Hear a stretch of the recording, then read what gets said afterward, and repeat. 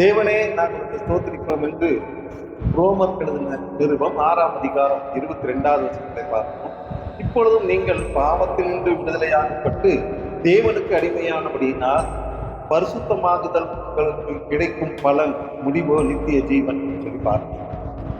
நாம் முன்னே பாவத்துக்கு அடிமைகளாயிருந்தோம், அக்கிரமத்தை நடப்பித்தும் நம்முடைய அவயவங்களை நடப்பித்தோம். அக்காலத்திலே நாம் செய்த பாவ காரியங்கள் நமக்கு ஒரு பலனும் உண்டாக்கவில்லை. இப்பொழுது அந்த பாவம் காரியங்களும் நமக்கு வெட்கமாய் தோன்றுகிறது. நாம் செய்த எல்லா பாவங்களும் நமக்கு முன்பாக திரை போலவே, அவற்றில் ஒரு பிரயோஜனமும் இல்லை.